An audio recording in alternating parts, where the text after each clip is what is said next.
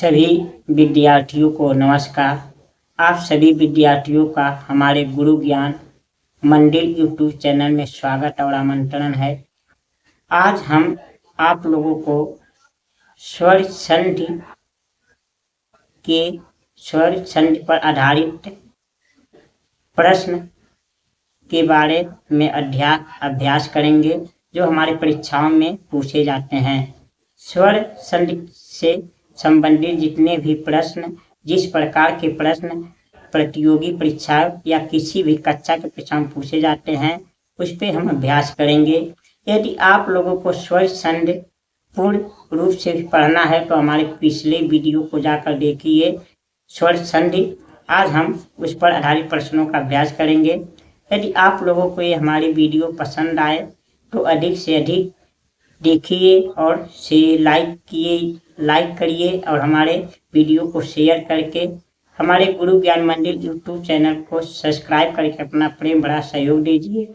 यदि आप लोगों का प्रेम भरा सहयोग मिला तो हम आगे सभी विषयों को पूर्ण रूप से पढ़ाने की कोशिश करेंगे, आप लोग को ज्ञान देने की कोशिश करेंगे, जिससे आप लोग हर विषय में अपने सामर्थ्य बन सके और पकड़ बना सके। आज हम चलिए देखते हैं स्वर संधि पर आधारित परीक्षाओं में पूछे जाने वाले प्रश्नों का महत्वपूर्ण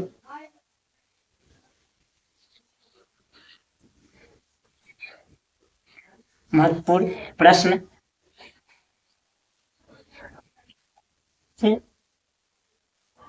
देखिए, हमारा पहला प्रश्न दिया गया है, धर्मार्थ का संधि विच्छेद क्या होगा? धर्मार्थ का संधि विच्छेद क्या होगा?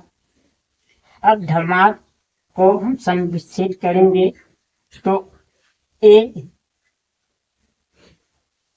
ऑप्शन ए ऑप्शन और ए विकल्प में दिया है धर्माधन अर्थ, बी विकल्प में दिया है धर्म धन अर्थ, सी विकल्प दिया है धर्म धन अर्थ और डी विकल्प दिया है धर्माधन अर्थ। इन चारों में से धर्मार्थ का संधि विच्छेद क्या है? सर, धर्मार्थ का संधि विच्छेद करेंगे तो धर्म धन अर्थ होगा, यानी हमारा ऑप्शन बी सही है, धर्म धन अर्थ होगा, क्योंकि ये हमारा दीर्घ स्वर संधि है।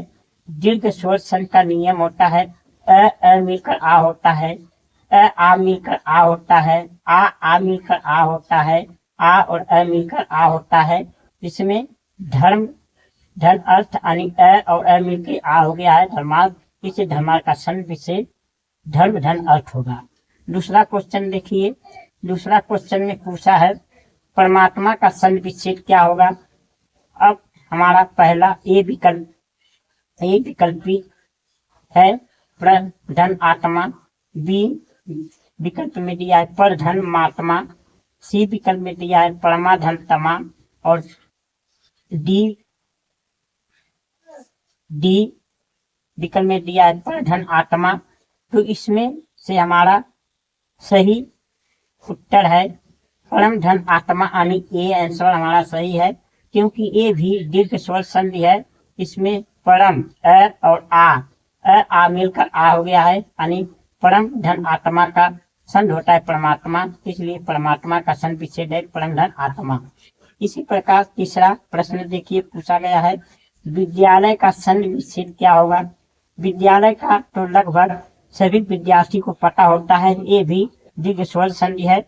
इसमें विकल्प ए है विद्या धन लय, विकल्प बी है विद्य धन आलय, विकल्प सी है विद्या धन आलय और विकल्प डी है विद्यालय धन यय। तो इसमें हमारा विकल्प नंबर सी सही है विद्या धनालय, क्योंकि ये भी दीर्घ स्वर संधि है, क्योंकि इसमें विद्या में आ है और आलय में आ है, आ मिलकर आ हो गया है, यानी ये भी दीर्घ स्वर संधि है। तो इसका विद्यालय का संधि विच्छेद होगा विद्या धन आलय, ऑप्शन सी सही है। अब चौथा क्वेश्चन देखेंगे, विद्यार्थी का संधि विच्छेद कौन सा है? ये भी शायद बहुत से विद्यार्थियों को पता होता है, लेकिन ये बहुत पूछा जाता है। इसका ए विकल्प है विद्य धन आर्थी, बी विकल्प है विद्या धन आर्थी, सी विकल्प है विद्या धन अर्थी और डी विकल्प है विद्या धन आर्थी। विद्या और विद्या तो कोई शब्द होता ही नहीं, आर्थी भी कोई शब्द नहीं होता है। विद्या तो शब्द होता है लेकिन आर्थी कोई शब्द नहीं होता है। विद्या शब्द होता है, अर्थी शब्द होता है। यानी विद्यार्थी का सन विच्छेद होगा विद्या धन अर्थी, यानी सी ऑप्शन सही है। क्योंकि विद्या आ और अर्थी का आ मिलकर आ हो जाता है, तो विद्यार्थी का सन विच्छेद होता है विद्या धन अर्थी, और विद्या धन अर्थी का सन होता है विद्यार्थी। इस पर इसका सी ऑप्शन सही है। इस प्रकार प्रश्न नंबर 5 देखेंगे। रविंद्र का सन विच्छेद क्या है? रविंद्र का सन विच्छेद क्या है? रविंद्र, विकल्प ए दिया है रवि धन इंद्र, विकल्प बी दिया है रवि धन इंद्र, विकल्प बी दिया है रवि धन इंद्र, विकल्प सी दिया है रवि धन इंद्र, विकल्प डी दिया है रवि धन इंद्र। तो हमारा रवि तो छोटी का मात्रा होता है, इंद्र में बड़ी नहीं छोटी होता है। रवि जो छोटी है और इंद्र में छोटी, तो हमारा ऑप्शन यानी बी सही है। क्योंकि रवि धन इंद्र मिलकर बड़ी ई यानी छोटी ये भी दीर्घ स्वर संधि है। छोटी ई मिलकर बड़ी हो जाता है। छोटी या बड़ी ई के मिलने से भी बड़ी ई होता है, बड़ी ई मिलने से भी बड़ी ई होता है, और बड़ी छोटी ई मिलने से भी बड़ी ई का मात्रा होता है। इसलिए रवि धन इंद्र होगा। रविंद्र का संधि विच्छेद रवि धन इंद्र हुआ, और रवि धन इंद्र को संधि करने पर रविंद्र होता है, बड़ी का मात्रा हो जाता है। इसलिए आप लोग ध्यान दीजिए, रविंद्र हमेशा बड़ी का मात्रा रहता है। इसी प्रकार हमारा प्रश्न नंबर 6 है, कविश का संधि विच्छेद क्या होगा? कविश, विकल्प ए दिया है कवि धन इस, विकल्प बी दिया है कवि धन इस, विकल्प सी दिया है कवि धन इस, विकल्प डी दिया है कवि धन से। तो इसमें क्या है, कवि पे छोटी का मात्रा आता है, और इस माने ईश्वर भगवान बड़ी ई होता है। तो हमारा ऑप्शन कवि धन इस यानी ये सही है। ये भी दीर्घ स्वर संधि है, ई का मेल से बड़ी ई होता है। यदि आप लोग को स्वर संधि के पूर्ण ज्ञान प्राप्त करना, तो हमारी पिछली वीडियो स्वर संधि को अवश्य पढ़िए, जाकर देखिए। आपको स्वर संधि के बारे में पूरा ज्ञान दिया गया है, पूर्ण विस्तार से पढ़ाया गया है। इसलिए आप लोग हमारे स्वर संधि को पिछले वीडियो को देखिए। इसी प्रकार देखिए 7वां प्रश्न है, सतीश का संधि विच्छेद कौन सा है? सतीश का संधि विच्छेद कौन सा है? विकल्प ए दिया सती धन इस, सती धन इस, सती धन इस, सत्य धन इस, डी ऑप्शन दिया सती धन इस। तो हमारा विकल्प नंबर बी सही है। क्यों? सती धन इस यानी सती का इस यानी भगवान ही सतीश कहलाते हैं, यानी सतीश से। ए ऑप्शन बी सही है, ये भी दीर्घ स्वर संधि है। प्रश्न नंबर 8 देखिए क्या पूछ रहा है, सुक्ति का संधि विच्छेद क्या है और नाम बताइए। मैंने इसका नाम क्या है और ये संधि कौन सा है? विकल्प ए दिया है सुधन उक्ति दीर्घ सन, विकल्प बी दिया है सुधन अरकक्ति गुण संधि दिया है सन, विकल्प सी दिया है सधन उक्ति वृद्धि संधि दिया है, और विकल्प डी दिया है सुधन इक्त यह संधि दिया है। इसमें हमारा ऑप्शन ए सही है, क्योंकि छोटा ऊ और छोटा ऊ मिलकर बड़ा ऊ हो जाता है। ए भी दीर्घ स्वर संधि है, इसलिए सुधन उक्ति का संधि सुक्ति होता है, इसलिए ऑप्शन ए सही है। प्रश्न नंबर 9 देखिए, स्वागत का संधि विच्छेद क्या है? अब विकल्प ए दिया है सुधन आगत, विकल्प बी दिया है स्वाधन गत, विकल्प सी दिया है स्वधन आगत, विकल्प डी दिया है कोई नहीं। तो इसमें ये हमारा यानी ये हमारा यह संधि है, यह संधि है। इसमें छोटा ई बड़ी ई के बाद कोई भी असमान स्वर आता है तो यह हो जाता है, और छोटा ऊ और बड़ा ऊ के बाद कोई भी असमान स्वर आता है तो वह हो जाता है। तो इसमें देखिए सु के बाद अ दिया जो वह हो गया है स्वागत, यानी सुधन आगत स्वागत होता है, इसलिए ऑप्शन ए सही है। प्रश्न नंबर 9 का ऑप्शन ए सही है। अब आगे हम देखते हैं 10वां प्रश्न नंबर 10। प्रश्न नंबर 10 में पूछ रहा है पितृ का संधि विच्छेद क्या है। तो विकल्प ए दिया है पी धन त्रि, विकल्प बी दिया है पितृ धन ऋण, विकल्प सी दिया है पित धन ऋण, विकल्प डी दिया है कोई नहीं। ए भी हमारा दीर्घ स्वर संधि है, जो री और री के मिलने से री होता है, इसलिए हमारा ऑप्शन बी सही है, यानी पित्त धन ऋण मिलकर पितृ होता है। ये भी दीर्घ स्वर संधि है। प्रश्न नंबर 11 धर्म धन अधर्म का संधि क्या होगा। अब हमें संधि विच्छेद दिया है, अब पूछना है इसका संधि क्या होगा।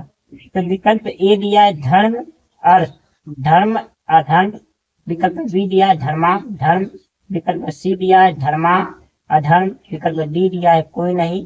तो धर्म और अधर्म मिलकर यानी अ और अ मिलकर आ हो जाता है, तो हमारा ऑप्शन बी सही है धर्मा धर्म। धर्म अधर्म का संधि होता है धर्मा धर्म, ये भी दीर्घ स्वर संधि है।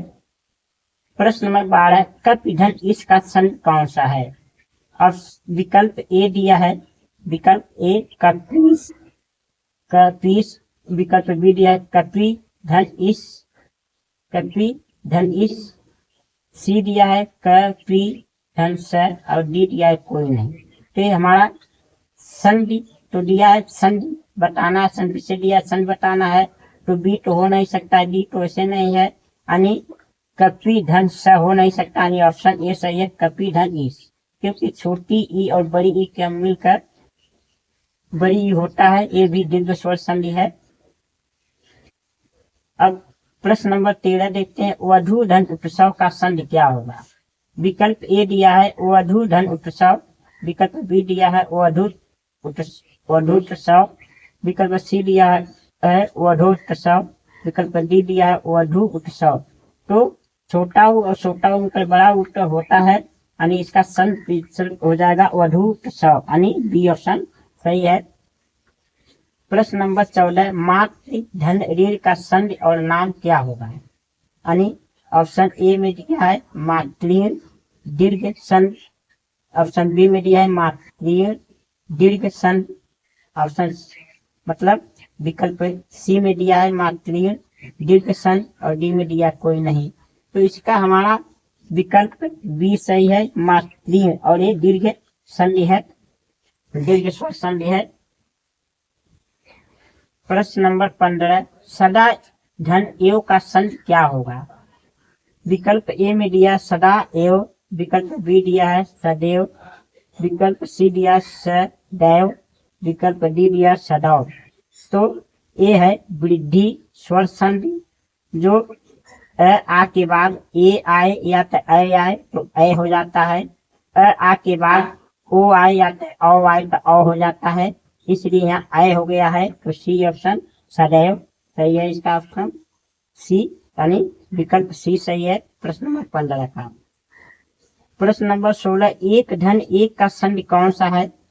विकल्प ए में दिया है एक एक, विकल्प बी दिया है एक एक, विकल्प सी दिया है 2 यानी एक एक 2, और विकल्प डी दिया है एक एक, यानी तो ये भी वृद्धि स्वर संधि है, यानी अ और ए मिलकर ऐ ही होगा, तो यानी विकल्प बी सही है, यानी ऑप्शन बी सही है एक एक। 17वां नंबर प्रश्न नंबर 17 जन धन एक्टम का संधि और नाम बताइए। यानी ऑप्शन ए में दिया है जन एक्टम वृद्धि संधि, नंबर बी में दिया है जन एक्टम दीर्घ संधि, नंबर और विकल्प सी में दिया है जन एक्टम गुण संधि, और नंबर डी में दिया है कोई नहीं। तो ए भी वृद्धि स्वर संधि है, जो अ के बाद ऐ मिलने से ऐ ही होगा, तो ऑप्शन ए सही है, ए जनएक्टम और वृद्धि संधि है, वृद्धि स्वर संधि है। प्रश्न नंबर 18 वन धन औषधि का संधि क्या होगा। विकल्प ए में दिया है वन धन औषधि, विकल्प बी दिया है अनौषधि, विकल्प सी दिया है वनौषधि, विकल्प डी दिया है कोई नहीं। ते हमारा भी वृद्धि स्वर संधि है, अ के बाद और मिलने से भी अ होता है, अ के बाद ओ मिलने से भी अ होता है, तो अ हो गया है, यानी अनौ औषधि, यानी ऑप्शन बी हमारा सही है। प्रश्न नंबर 19 दिनेश का संधि विच्छेद और नाम बताओ। दिनेश शब्द का संधि विच्छेद और नाम बताओ। तो अब विकल्प ए दिया है दिन धन एस गुण सन, बी दिया है विकल्प बी दिने धन स गुण सन, विकल्प सी दिया है दिन धन इस गुण सन, और विकल्प डी में कोई नहीं। तो दिन एस है एक गुण स्वर संधि है जो आ के बाद ई छोटी या बड़ी ई आने से ए होता है, आ के बाद उ या बड़ा उ आने से ओ होता है, इसलिए ये हो गया है दी देश। तो इसलिए दिन धन इस और एक बड़ी ई मिलकर ए का मतलब हो गया एक गुण संधि है। ये ऑप्शन सी सही है। दिनेश का संधि विशेष दिन धन इस होता है, दिनेश। प्रश्न नंबर 20 सूर्य धन इंद्र का संधि क्या होगा। विकल्प ए दिया सूर्य इंद्र, विकल्प बी दिया है सुरेंद्र, विकल्प सी दिया सुरेंद्र, विकल्प डी दिया है कोई नहीं। तो इसमें ये भी गुण स्वर संधि है, अ के बाद ई मिल रहा है जिससे ए होगा यानी ए सुरेंद्र, यानी ऑप्शन बी सही है। अब हम आगे की ओर आगे प्रश्न को देखते हैं। प्रश्न नंबर 21। प्रश्न नंबर 21 है महोत्सव का संधि विच्छेद क्या होगा। विकल्प ए है महधन उत्सव, विकल्प बी है महाधन उत्सव, विकल्प सी है महाधन उत्सव, विकल्प डी है इनमें से कोई नहीं। महोधन उत्सव यानी ये हमारा वृद्धि स्वर संधि है जो आ के बाद उ या बड़ा उ मिलने से ओ हो जाता है।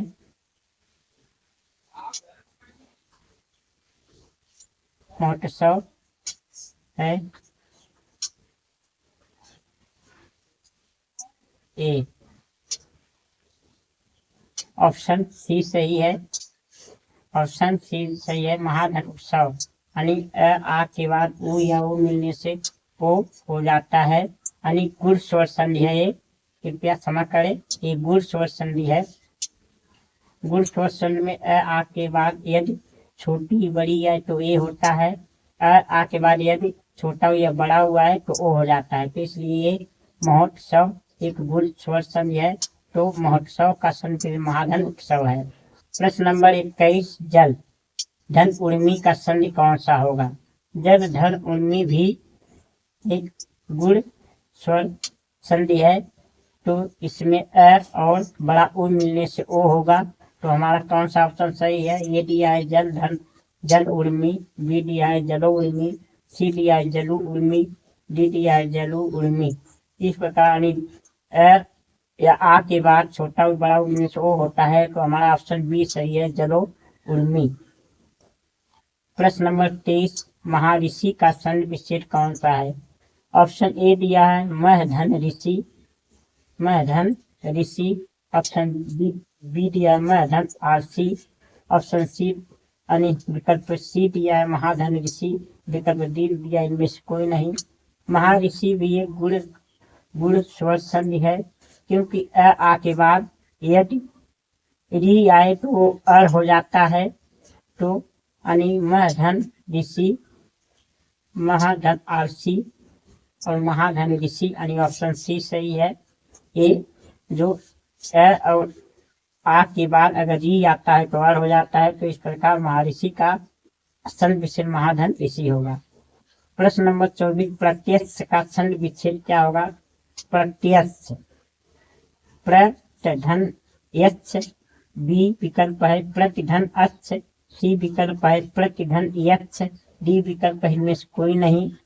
आधा तय ये हमारा एक क्या यह संधि में ही आधा होते हैं, और यह होता है और वह होता है, यह वह आधा अच्छा रहा है तो समझ लीजिए यह संधि है। तो इसका यानी प्रतिधन अच्छ, प्रतिधन अच्छ यानी ए बी सही है। ई छोटी बड़ी ई के बाद कोई भी असमान स्वर आता है तो यह हो जाता है और उसके का अक्षर आधा हो जाता है, तो इसमें देखिए यह हुआ है, तो प्रतिधन अच्छा है इसका संधि विच्छेद। प्रश्न नंबर 25 देखिए पर्यावरण का संधि विच्छेद और नाम क्या होगा। विकल्प ए दिया है पर्यावरण, यह संधि विकल्प बी दिया है पर्याय धन आवरण, यह संधि विकल्प सी दिया है परिधन आवरण, यह संधि विकल्प डी दिया है परिधन आवरण गुण संधि। तो ये भी हमारा यह संधि है, इसमें यह संधि है, यह संधि है जब री के बाद कोई असमान स्वर आ जाता है तो आधा र हो जाता है। तो पर यानी ई छोटी के बाद असमान स्वर आ आया है, इसलिए आधा र हो गया है पर्यावरण, इसलिए इसका आंसर सी ऑप्शन सी यानी विकल्प सी सही है। पर्यावरण का संधि विच्छेद परिधन आवरण होगा यानी ये संधि है। प्रश्न नंबर 26 अनुधन एसर का संधि क्या होगा? ए छोटा उ और ए यानी छोटा उ या बड़ा उ के बाद कोई असमान स्वर आता है तो वो वह हो जाता है, वह हो जाता है। तो देखिए विकल्प ए दिया है अन्वेषण, विकल्प बी में दिया अन्वेषण, विकल्प सी में दिया अनुसार, विकल्प डी में दिया अन्वेषण। तो इस प्रकार हमारा ऑप्शन बी सही है अन्वेषण। अनुधन एसर का संधि होगा अन्वेषण। प्रश्न नंबर 27 मध्यवर्ती का संधि क्या होगा? मध्यवर्ती का संधि क्या होगा? विकल्प ए दिया है मधु धन वरी, विकल्प बी दिया है मधु धन अरी, विकल्प सी दिया है मधु धन वरी, विकल्प डी कोई नहीं। तो ए भी हमारा यह संधि है जो छोटा उ या बड़ा उ के बाद कोई असमान स्वर या स्वर आता है तो वह हो जाता है। तो देखिए छोटा उ के बाद अ आया है तो मधुवरी हो गया है। तो हमारा ऑप्शन यानी विकल्प भी सही है, मधुवरी का संधि विच्छेद मधुअरी होता है। प्रश्न नंबर 28 पित्त धन आदेश का संधि कौन सा है? पित्त धन आदेश का कौन सा है?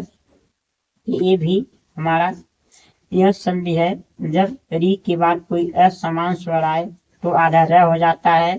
तो ऑप्शन यानी विकल्प ए में दिया है पित्त धन आदेश, विकल्प बी में दिया है पित्रा धन देश, पित्रादेश, विकल्प सी में दिया है पितृधन देश, विकल्प डी में दिया है मिस कोई नहीं। तो इस प्रकार हमारा ऑप्शन बी सही है पित्रादेश यानी आधा र हो गया है। प्रश्न नंबर 29 प्रत्येक का संधि विच्छेद क्या होगा? प्रत्येक ए भी हमारा यह संधि है कि अब विकल्प ए में प्रत्य धन एक, बी में प्रति धन एक, सी में प्रत्यय धन एक, डी में इनमें से कोई नहीं। ए ऑप्शन हमारा बी सही है यानी प्रति धन एक, प्रत्येक का संधि विच्छेद होता है प्रति धन एक, ये हमारा यह संधि है। प्रश्न नंबर 30 मात्रे का संधि विच्छेद क्या होगा? विकल्प ए दिया है मात्र धन त्रे, विकल्प बी दिया है मात्र धन ए, विकल्प सी दिया है मात्र धन ए, विकल्प डी दिया है मां धन तरे। तो ए भी हमारा यह संधि है जब री के बाद कोई असमान स्वर आता है तो आधा र हो जाता है। तो यानी मात्र धन ए यानी ऑप्शन सी सही है मात्र धन ए। अब हम आगे प्रश्न 31 पे चलते हैं। नयन का संधि विच्छेद क्या है? विकल्प ए है न धन यन, विकल्प बी है ने धन अन, विकल्प सी है ने धन यन, विकल्प डी है न ए धन न यानी इसमें विकल्प बी हमारा सही है। ये हमारा अयाद संधि है। अयाद संधि का नियम है ए के बाद यदि कोई असमान स्वर आए तो यह आय हो जाता है, आय के बाद कोई असमान स्वर आए तो आय हो जाता है, ओ के बाद कोई असमान स्वर आए तो अ हो जाता है, औ के बाद कोई असमान स्वर आए तो आ हो जाता है। इसलिए यानी ने के बाद अ आया है तो अ हो जाएगा। तो नयन, ये नयन का संतुलन ने धन अन होगा। प्रश्न नंबर 32 नायक का संधि विच्छेद क्या होगा? विकल्प ए में दिया है ना धन यक, विकल्प बी में दिया है ना धन अक, विकल्प सी में दिया है नय धन अक, विकल्प डी में दिया है कोई नहीं। तो ये हमारा यानी अय के बाद कोई असमान स्वर का आय हो जाता है, इसलिए नय धन अक होगा। ऑप्शन सी यानी विकल्प सी सही है। नायक का संधि विच्छेद नय धन अक होगा। प्रश्न नंबर 37, भू धन अन्न का संधि और नाम होगा। भू धन अन्न का संधि और नाम क्या होगा? विकल्प ए में दिया है भू अन्न यह संधि, भवन धन अयादि संधि, भू धन भुवन गुण संधि, और डी कोई नहीं। ते हमारा अयादि संधि है। भू यानी जब ओ के बाद कोई असमान आता है तो अ हो जाता है, तो इस प्रकार भवन इसका संधि होगा। भू धन अन्न का संधि भवन यानी अयाद संधि है। ऑप्शन बी सही है। प्रश्न नंबर 34, पौ धन अक का संधि और नाम बताओ। पौ धन कौन सा संधि क्या होगा जब जुड़ेगा, और इसका नाम कौन सा संधि है? विकल्प ए में दिया है पावक अयाद संधि, विकल्प बी में दिया पौवक यण संधि, विकल्प सी में दिया पौक धन गुण संधि, विकल्प डी में कोई नहीं। यानी औ के बाद जब कोई असमान स्वर आता है तो आ हो जाता है, तो इस प्रकार ऑप्शन ए पावक सही है, जो हमारा अयाद संधि है। ऑप्शन ए सही है। 34 प्रश्न नंबर 34 का ऑप्शन ए सही है। पौ धन अक का संधि होता है पावक। प्रश्न नंबर 35, नौ धन इक का संधि कौन सा होगा? तो ऑप्शन ए है नाविक, ऑप्शन बी है नाविक, ऑप्शन सी है नाविक, ऑप्शन डी है कोई नहीं। तो औ के बाद कोई असमान स्वर आने पर आ हो जाता है और ई से छोटी मात्रा यानी नाविक, यानी ऑप्शन बी सही है। नौ धन इक का संधि होगा नाविक। प्रश्न नंबर 36, पो धन अन्न का संधि क्या है? विकल्प ए दिया है पवन, विकल्प बी दिया है पोवन, विकल्प सी दिया है पोअन, विकल्प डी दिया है कोई नहीं। यानी पो ओ के बाद कोई असमान स्वर आए तो अ हो जाता है, तो पवन यानी ये ऑप्शन सही है पवन। प्रश्न नंबर 37, स्वर संधि कितने प्रकार का होता है आपसे पूछ सकता है। स्वर संधि के प्रकार, तो ऑप्शन ए दिया है 7, ऑप्शन बी दिया है 5, ऑप्शन सी दिया है 3, ऑप्शन डी दिया है 10। तो हमारा स्वर संधि 5 प्रकार का होता है, यानी दीर्घ स्वर संधि, वृद्धि स्वर संधि, गुण स्वर संधि, यण स्वर संधि और अयादि स्वर संधि। यानी स्वर संधि 5 प्रकार के होते हैं। इसलिए हमारा प्रश्न नंबर 37 का ऑप्शन बी विकल्प सही, यानी बी ऑप्शन सही है। प्रश्न नंबर 38, निम्न में से कौन सा दीर्घ स्वर संधि है? मैंने इसमें दिया है आपको दीर्घ स्वर संधि पहचानना है।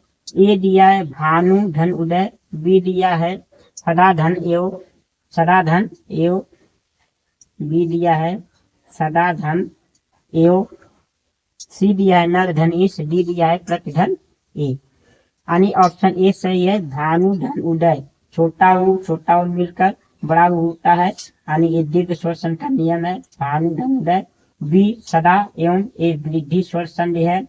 सी नर धन ईश ए गुण स्वर संधि है।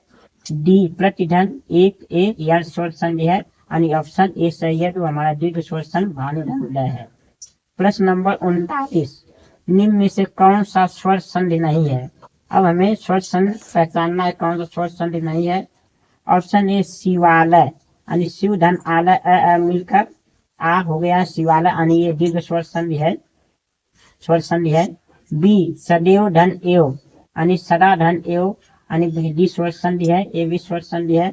सी देवेंद्र धन इंद्र, यानी देव धन इंद्र के बाद ई, यानी गुण स्वर संधि है, ये भी स्वर संधि है। यानी डी सज्जन, यानी सज्जन जो कि हमारा स्वर संधि नहीं है, ये व्यंजन संधि है। ऑप्शन डी सही है, ये हमारा स्वर संधि नहीं है। प्रश्न नंबर 40, निम्न में से कौन अयादि स्वर संधि का उदाहरण नहीं है? यानी पूछ रहा है कौन सा इसमें से अयाद स्वर संधि नहीं है। ऑप्शन ए दिया पवित्र यानी पवित्र